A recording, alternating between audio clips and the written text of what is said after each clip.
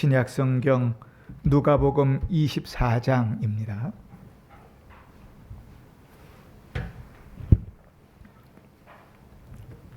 (1절로) (12절까지) 누가복음 24장 1절로 12절까지.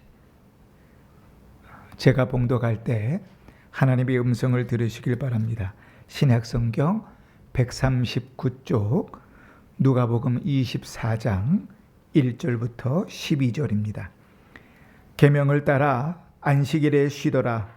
안식 후 첫날 새벽에 이 여자들이 그 준비한 향품을 가지고 무덤에 가서 돌이 무덤에서 굴려 옮겨진 것을 보고 들어가니 주 예수의 시체가 보이지 아니하더라. 이로 인하여 근심할 때에 문득 찬란한 옷을 입은 두 사람이 곁에 섰는지라. 여자들이 두려워 얼굴을 땅에 대니 두 사람이 이르되 어찌하여 살아있는 자를 죽은 자 가운데서 찾느냐. 여기 계시지 않고 살아나셨느니라. 갈릴리에 계실 때에 너희에게 어떻게 말씀하셨는지를 기억하라. 이르시되 인자가 죄인의 손에 넘겨 십자가에 못 박히고 3일에 다시 살아나야 하리라 하셨느니라 한데, 그들이 예수의 말씀을 기억하고 무덤에서 돌아가 이 모든 것을 11 사도와 다른 모든 이에게 알리니, 이 여자들은 막달라 마리아와 요한나와 야고보의 모친 마리아요, 또 그들과 함께한 다른 여자들도 이것을 사도들에게 알리니라. 사도들은 그들의 말이 허탄한 듯이 들려 믿지 아니하나 베드로는 일어나 무덤에 달려가서 구부려 들여다보니 세마포만 보이는지라. 그 된 일을 놀랍게 여기며 집으로 돌아가니라. 아멘. 한 주간도 주의 은혜 가운데 평안하셨습니까? 우리는 지난 주일에 예수님의 양옆에 함께 못 박혔던 강도, 그 중에 우편에 있는 강도를 통해서 하나님이 당신의 자녀를 구원하시기 위해서 여러 가지 방편을 동원하여 일하시고 그렇게 부르신다 하는 것을 들었습니다. 우리가 신학적으로는 이렇게 배웠습니다. 효과적인 부르심이라 그랬어요. 사람들의 조롱 속에서, 희미한 주님의 기도 속에서, 그리고 예수님의 머리 위에 달린 죄패 가운데서 그 강도는 복음을 들었고 주님께로 돌아오는 기회를 가졌습니다. 하나님의 역사였지요. 또 좌편에 있었던 강도를 통해서 우리는 오늘 허락하시는 하나님의 그 은혜를 낭비하지 말고 돌아오는 기회로 삼아야 된다 하는 말씀을 생각했습니다. 예수님이 달리셔야 했던 그 십자가에 내가 달려야 하는 것이 사실이라면 주님께서 우리에게 허락하신 가장 빛나고 아름다운 오늘 지금 주님이 허락하신 은혜의 기회를 낭비하지 않도록 매일 말씀과 기도로 또 하나님을 예배하는 일들로 우리의 마음을 기경하며 살아야 되겠다 다짐도 했었습니다. 이러한 말씀들이 한 주간의 기도 제목이 되어 말씀이 열매 맺는 삶을 힘써 사셨으리라 생각합니다. 또한 부디 여러분의 남은 삶들이 이러한 은혜를 사모하면서 주어진 시간들을 값지게 사용하는 성도들이 되시기를 주의 이름으로 축원합니다. 아멘. 자, 이제 말씀은 죽음을 넘어서 부활로 나아갑니다. 기독교 신앙은 부활이 없으면 이상할 정도로 기독교와 부활은 깊이 연결되어져 있습니다. 1년에 한 번 부활절에만 그리스도의 부활을 설교하는 것, 그게 기독교가 아니고 사실 그리스도의 부활은 기독교 신앙의 핵심 중에 하나고 기독교의 모든 신앙 가운데 저변에 깔려있는 가장 중요한 반석이기도 합니다. 그러나 우리가 오늘 읽은 본문을 보면 예수님 당시에는 사람들이 부활을 받아들이기가 쉽지 않았던 것으로 보입니다. 우리야 이미 성경을 많이 읽고 알아서 부활, 그거 당연하지. 그래서 사실은 부활주일날 예배를 드려도 별로 감격도 안 하고 감동도 안 하고 예배를 드릴지 모르지만 예수님 당시의 사람들은 사실 부활이라는 것을 한 번도 경험해 본 적이 없잖아요. 예수님 주위에 주님과 함께 다녔던 제자들조차도 부활을 믿지 못했습니다. 여인들이 예수님의 무덤이 비어있다는 소식을 전했을 때 11절에 보니까 제자들의 반응을 이렇게 기록합니다. 그들의 말이 허탄한 듯이 들려 믿지 아니하더라. 아휴, 뭐 그런 일이 있겠어. 무덤이 왜 비었을까? 사람들이 훔쳐갔나? 이렇게 생각하는 거죠. 제자들조차도. 그러나 오늘 하나님께서는 이 부활의 내용들을 처음 보고 전하게 하시는 것을 그 제자들이 아니라 여인들이라 그렇게 말합니다. 사실 제자들보다 더 신중하고 차분하게 주님을 따랐던 일단의 사람들이 이 여인들입니다. 이 여인들 중에는 귀신 들려 쫓겨났지만 주님의 은혜 가운데 살아남은 여인도 있고, 죽을 병에 걸려 집안에서 내쫓겨졌지만 버림받았지만 예수님을 만나 병고침을 받은 여인도 있습니다. 가정이 있는 여인도 있고 가정에서 버림받은 여인도 있고 또 남편은 일찍 여의고 홀로 된 여인도 있습니다. 아주 다양한 여인들이 주님을 따랐습니다. 오늘 우리가 읽은 본문에는 이러한 자들을 짧게 10절에 이렇게 요약해 놨어요. 이 여자들은 막달라 마리아와 요한나와 야고보의 모친 마리아와 또 그들과 함께한 다른 여자들도 이것을 사도에게 알리니라. 그런데 이 여인들도 예수님의 부활을 생각도 하지 못했습니다. 주님께서 부활하셨을 것을 생각했다면 챙겨가는 내용이 달랐겠지요. 그죠? 근데 이 여인들은 안식 후 첫날에 무덤을 찾아간 이유는 예수님이 부활했을 것을 전혀 고려하지 않았기 때문입니다. 아니, 주님께서 죽으셨다는 사실을 확실히 믿었기 때문에 갑니다. 예수님께서 십자가에 달려 죽으신 날은 안식일 전날이었습니다. 유대인의 관습에 죽은 자를 안식일에 나무에 달아놓는 것은 허용되지 않았기 때문에 안식일이 되기 전에 부랴부랴 급하게 십자가에서 시체를 내려야 했습니다. 예수님을 밤에 찾아왔던 니고데모와 아리마대 사람 요셉이 그 예수님의 시신을 요구하고 받아다가 급하게 당시의 장례대로 아직 사용한 적이 없는 돌로 된 무덤에 예수님을 매장했습니다. 여인들은 안식 후 첫날 새벽에 대충 수습된 이 시신을 깨끗하게 처리하기 위해서 준비된 향품을 들고 무덤을 찾아간 것입니다. 이 여인들이 참 대단한 것은요, 이게 쉬운 일이 아니란 사실이죠. 무덤으로 가는 길 자체가, 아니 결정하고 가는 것 자체가 대단히 무겁고 부담스러운 일입니다. 무덤에 가면 누가 있어요? 군인들이 지키고 있습니다. 그 군인들을 설득해서 무덤에 돌을 옮기는 것, 이것도 만만치 않은 일입니다. 어쩌면 어떤 여인들은 그 일을 위하여 돈을 좀 챙겨갔을지도 모릅니다. 어쩌면 어떤 여인들은 그 일을 어떻게 말할까 고민하고 갔을지도 모릅니다. 쉬운 일이 아니거든요. 더더군다나 무덤의 입구를 그렇게 막고 있던 돌을 옮기고 나서도 그 무덤 안으로 들어간다는 것은 대단히 두려운 일입니다. 우리처럼 땅에다가 묻는 무덤이 아니고요, 동굴로 된 무덤입니다. 돌에다가 돌을 파서 무덤을 만들어 놓은 동굴이에요. 무덤을 막는, 입구를 막는 돌을 옮겨 놓아도 썩은 냄새가 나고 안은 어둠침침해서 사실 들어가는 것 자체가 무서운 일입니다.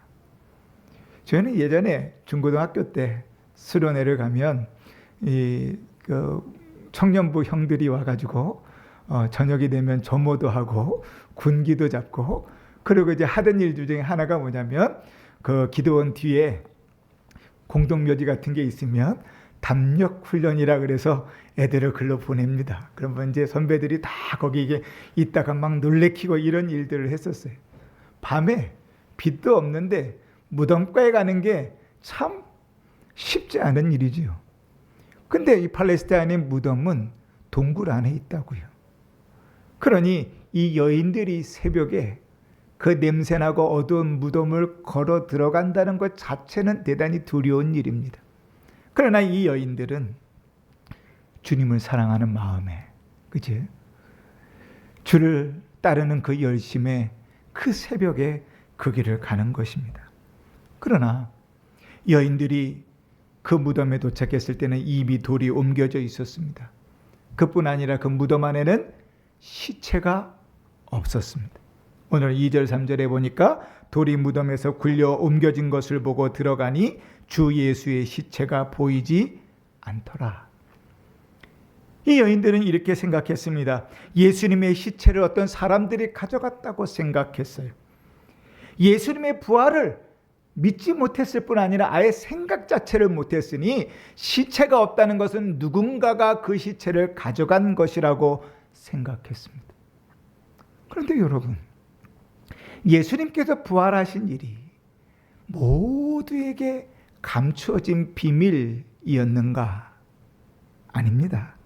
예수님은 자기가 부활할 것을 제자들에게 거듭 말씀하셨습니다. 마태복음 16장에 보면 베드로가 신앙 고백한 이후에 이제 이러한 내용이 나옵니다. 이때로부터 예수 그리스도께서 자기가 예루살렘에 올라가 장로들과 대제사장들과 서기관들에게 많은 고난을 받고 죽임을 당하고 제3일에 살아나야 할 것을 제자들에게 비로소 나타내시니, 이때로부터 성경의 기록만 3번 제자들에게 말씀하셨습니다. 정확하게 콕 집어서 3일 만에 내가 살아날 것이다. 그지? 여러분, 3일 후에 내가 복권을 사는 게 무조건 1등에 당첨된다고 하면 3일이 기다려지겠습니까? 안 기다려지겠습니까? 우리 성도님들은 참 신실하셔서 복권 사는 건 신자의 할 바가 아닙니다. 그리고 다 무시하고 사실까요? 저는 좀 인간적이라 그런지 그게 확실하면 기대할 것 같아요. 근데 주님이 거듭 3일 후에 말씀하셨는데 아무도 믿지 않았습니다. 심지어는 주님께서 죽으심을 이야기하실 때마다 부활도 얘기하셨습니다. 그런데 안 믿었어요. 믿지 않았습니다. 내가 죽고 3일 후에 부활할 거야. 세트로 같이 이야기하셨는데 죽고는 확 와닿아서 주님 그럴 수 없습니다. 막아서기는 하는데 주님의 부활은 그 마음속에 새겨지지도 않고 기억되지도 않고 심지어는 믿어지지도 않았단 말이에요. 왜 그랬을까요? 왜 예수님께서 여러 번 말씀하셨음에도 불구하고, 그렇게 정확하게 말씀하셨음에도 불구하고 제자들도 여인들도 부활을 믿기는커녕 생각도 하지 못했을까? 왜 그랬을 것 같습니까? 상식이 아니기 때문에 그럽니다. 상식에 어긋나기 때문에 그래요. 죽은 자가 다시 살아난다는 것은 당시의 상식과 맞지 않습니다. 여러분, 상식이 뭡니까? 국어사전을 찾아보니까요, 사람들이 보통 알고 있거나 알아야 되는 지식이라고 말합니다. 근데 여러분, 이 상식은 어떻게 생기냐면 수많은 사람들의 경험 가운데서 생기는 것이 상식입니다. 여러 사람들이 경험하고 이 사람도 그러다 그러고 저 사람도 그러고 노인도 그런다 그러고 어린아이도 그런다 그러면 그것이 모여져서 사람들의 상식이 됩니다. 그러니까 인생을 살면서 어느 누구도 사람이 죽고 부활하는 것을 본 적이 없으니 인생은 살다가 죽고 끝나는 것이 상식입니다. 그런데 이러한 상식은 처음부터 그랬던 것은 아닙니다. 성경을 보면 이러한 상식과 다른 시대가 있었습니다. 성경을 처음 열면 하나님께서 세상을 창조하시고 아담과 하와를 창조하신 다음에 그다음 아담과 하와로부터 모든 인류가 시작될 때 아담 이후로 거의 1000년 동안 세상의 상식은 죽지 않는 것이었습니다. 인위적인 방법으로 죽는 경우는 있었어요. 가인이 아벨을 돌로 쳐 죽인 사건도 있었고, 라멕이 자기 악함 가운데 여러 사람을 살해한 내용들도 성경은 기록됩니다. 그런데 자연사하는 것은 상식이 아니었다고요. 거의 1000년 동안 모든 사람은 자연적으로 죽는 일이 없었습니다. 그래서 성경은 낳고 또 낳고를 기록합니다. 이렇게 후손을 낳으면서 사람들이 살아갔습니다. 창세기 1장부터 11장까지가 그러한 상식의 시대입니다. 사람은 자연사하지 않습니다. 그것이 상식입니다. 그래서 에덴 동산에서 하나님께서 하와에게 말씀하셨던 선과 악을 알게 하는 나무의 열매를 먹으면 반드시 죽을 것이라고 말씀했던 그 하나님의 말씀은 거짓말처럼 보이고, 오히려 사탄이 뱀의 입을 통하여 유혹했던 선악과를 먹으면 하나님처럼 된다는 그 사탄의 말이 진실처럼 여겨지던 시대가 그때입니다. 아담이 930세에 죽을 때까지 자연사한 사람의 기록이 성경이 없습니다. 그런데 놀라운 것은 아담이 죽고 난 다음부터 사람들은 죽습니다. 자연사한 기록들이 나옵니다. 몇 년을 낳고 죽고 몇 년을 살고 죽고, 그 기록들이 계속 나오는 것입니다. 상식이 바뀌기 시작합니다. 그러다가 하나님께서 이제 인류의 악함 가운데서 노아와 그 식구 8명, 노아의 식구 8명을 방주에서 구원하시고 물로 심판하신 그 이후에, 모든 사람이 죽고 난 이후에 다시 시작하는 인류의 변화 중 하나가 무엇인가 하면 죽음입니다. 홍수 이후로 인간의 수명은 급격히 줄어서 고작 많이 살아야 100년 남짓 삽니다. 어떤 인하대학교 교수가 그런 책에 그런 얘기를 하더라고요. 요즘은 참 운 없으면 140까지 삽니다.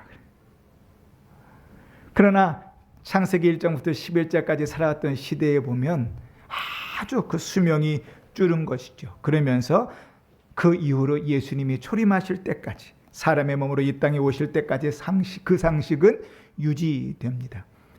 사람이 나서 100여 년 살다가 죽으면 그만이다. 이게 상식이 되어져 버렸습니다. 그런데 예수님께서 부활하신 것은 신자의 상식이 다르다는 것을 증명해 줍니다. 주님이 이렇게 말씀하셔요. 죽는다고 생각하지 말아라. 사람은 본래 죽도록 창조된 것이 아니다. 죄가 죽음을 가져왔으나 본래 사람을 영생할 존재이다. 내가 너에게 영생을 주겠다. 나를 믿는 자는 영생을 얻을 것이다. 우리가 늘 암송하는 요한복음 5장 24절 있잖아요. 내 말을 듣고 또 나 보내실 이를 믿는 자는 영생을 얻었고 심판에 이르지 아니하나니 사망에서 생명으로 옮겼느니라. 아멘. 이것이 주님의 가르침이고 당신의 부활로 증명해낸 것입니다. 세상 사람들의 상식은 죽는 것입니다. 그들의 상식은 육체에 고정되어져 있습니다. 육체는 시간이 지날수록 후퇴합니다. 아무리 좋은 크림을 바르고 아무리 선크림은 잘 바르고 다니고 아무리 열심히 운동하면서 살아도 인생의 육체는 후퇴합니다. 그리고 그 인생은 죽습니다. 죽음이 상식인 것처럼 사는 사람들은 그래서 이 땅을 살아가는 것에 그 삶의 전체를 투자하고 목숨 겁니다. 그러나 신자는 이 세상 사람들과는 상식이 다른 삶을 살아야 됩니다. 신자의 상식은 영적인 것, 영혼에가 있습니다. 그리스도의 대속을 믿는 자에게 더 이상 육체의 죽음은 죄의 삭시 아닙니다. 그리스도와 함께 영생하는 것이 신자의 상식입니다. 성경은 그리스도로 말미암아 영생하는 그 일, 그리스도의 부활로 말미암아 우리에게 주어지는 선물, 부활을 두 가지로 이야기합니다. 첫 번째는 첫째 부활이 있다 그래요. 에베소 2장 1절을 읽으면 이런 말씀이 있습니다. 그는 죄와 허물로 죽었던 너희를 살리셨도다. 아멘. 바울이 에베소 교회 성도들에게 쓴 편지입니다. 그런데 에베소 교회 성도들에게 너희가 죽었었는데 그리스도께서 살리셨다라고 말합니다.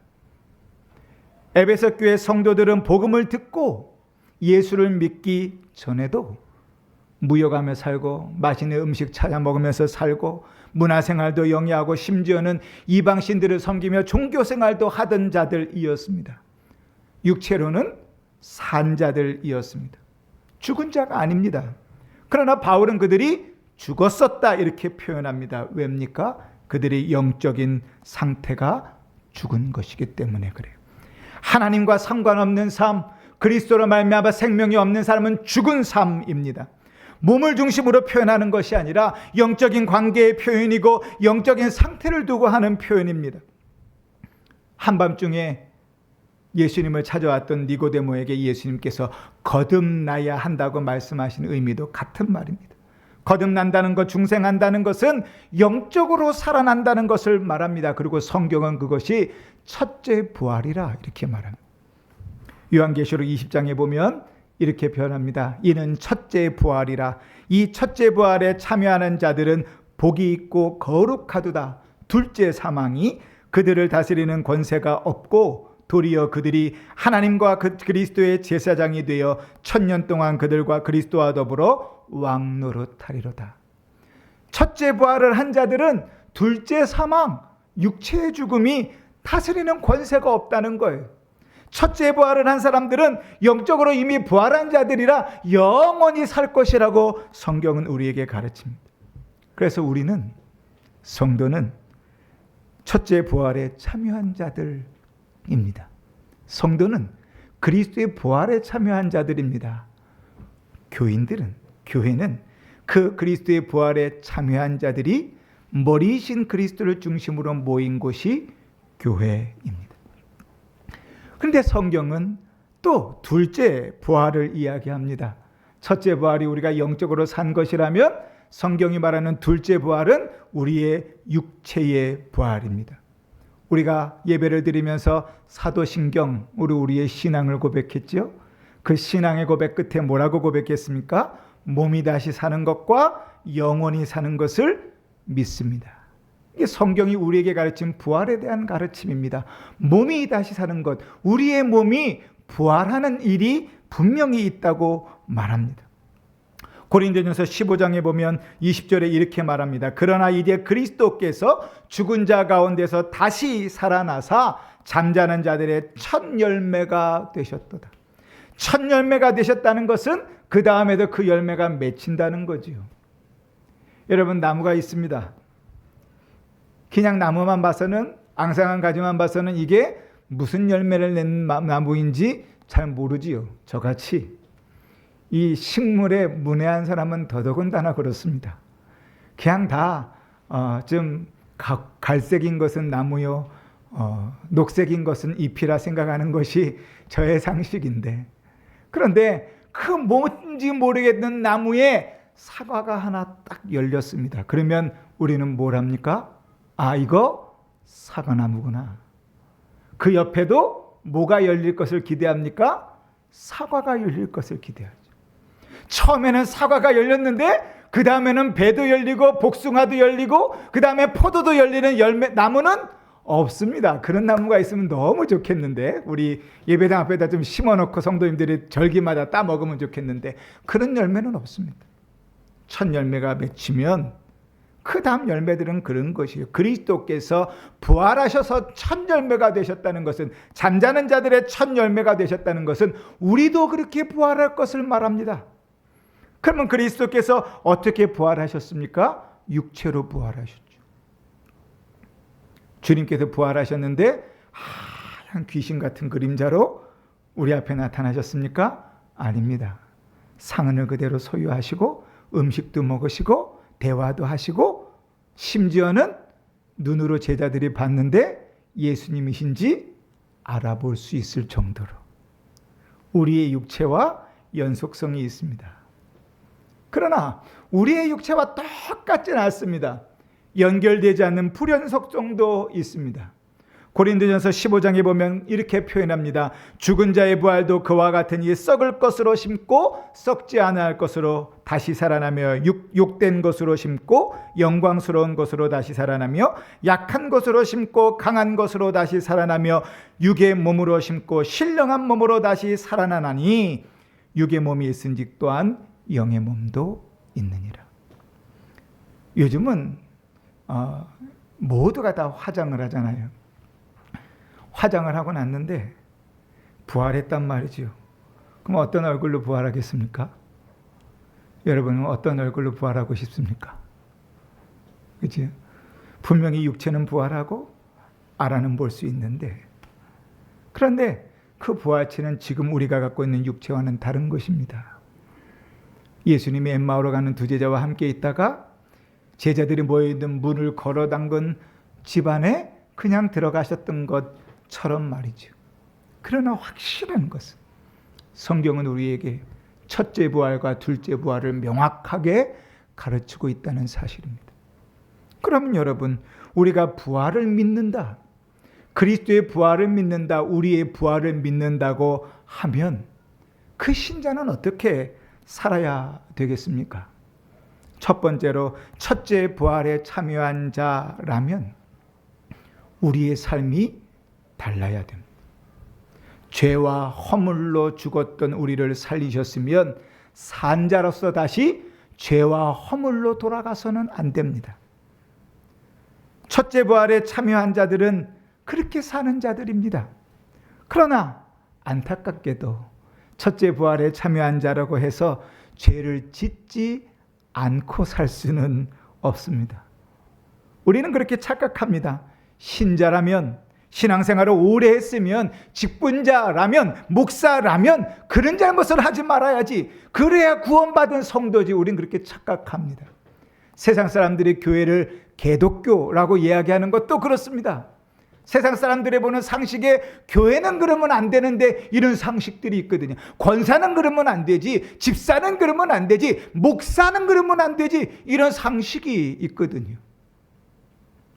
그들에게 기독교인은, 그들에게 성도는 죄 안 짓는 완전한 자라고 생각합니다. 그러나 아닙니다. 우리가 첫째 부활에 참여한 자는 맞는데 아직 여전히 죄를 짓지 않고는 살 수 없는 존재입니다. 그러나 그 죄가 우리의 왕이 되지 않아서 우리는 더 이상 육체의 욕심을 따라 살지 않을 수 있습니다. 우리는 힘써서 성령께서 우리에게 역사하시고 성령께서 우리의 마음에 원하시는 일들을 이루며 살아갈 수 있습니다. 그게 첫째 부활에 참여한 자, 신자의 삶입니다. 부활신앙을 사는 자, 첫째 부활에 참여한 자는 죄와 싸우며 사는 자입니다. 부활신앙을 가진 자는 하나님의 뜻을 따라 살아가는 자입니다. 신자의 삶이 다릅니다.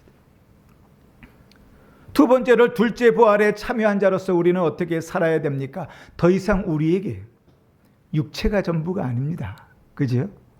우리의 삶은 뭐가 전부예요? 이 땅에서 삶이 끝이 아닙니다.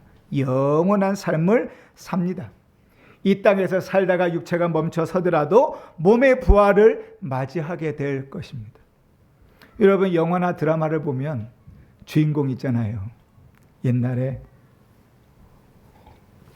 중학교 때 중국 영화들이 많이 올 때 영웅본색 1, 2, 3 이완 목사님도 보셨는지 모르겠지만 그런 거 보면요, 이 주윤발이 총을 얼마나 많이 맞는지 몰라요. 그래도 삽니다.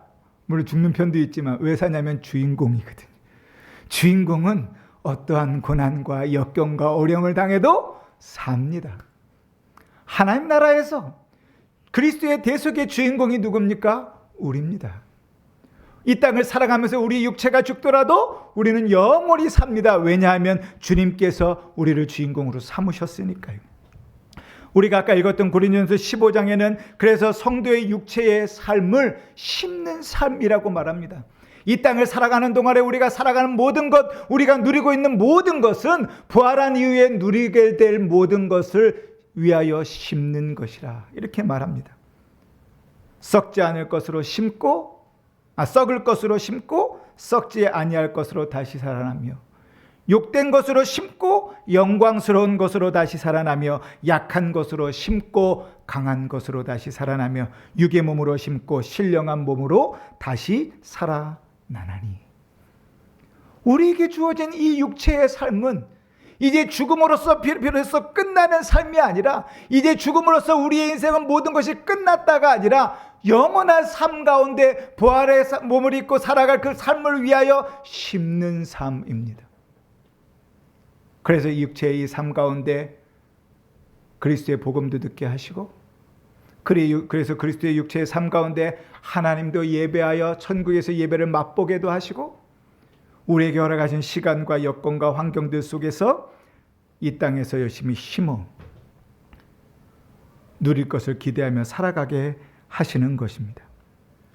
영생을 사는 자들로서 이 땅에서 심고 부활하는 그날의 부활의 영광에 참여하는 그게 신자에게 주어진 놀라운 은혜입니다. 그러니 사랑하는 성도 여러분, 부활을 믿는 자로서 첫째 부활에 참여한 자로, 또 둘째 부활에 참여할 자로 우리의 삶을 부활을 믿는 신자의 삶으로 살기를 바랍니다. 갈라디아서 6장의 말씀을 읽고 좀 마치려고 합니다. 자기의 육체를 위하여 심는 자는 육체로부터 썩어질 것을 거두고 성령을 위하여 심는 자는 성령으로부터 영생을 거두리라. 우리가 선언에 가되 낙심하지 말지니 포기하지 아니하면 때가 이름에 거두리라. 아멘. 신자는 세상 사람들과 다른 상식을 가지고 사는 자들입니다. 육체의 상식이 아니라 영적인 상식을 가지고 사는 자입니다. 부활에 참여한 자로서 우리의 삶이 그 은혜 가운데서 열매를 맺는 복된 삶으로 살아내시기를 우리 구주 예수 그리스도의 이름으로 축원합니다. 아멘.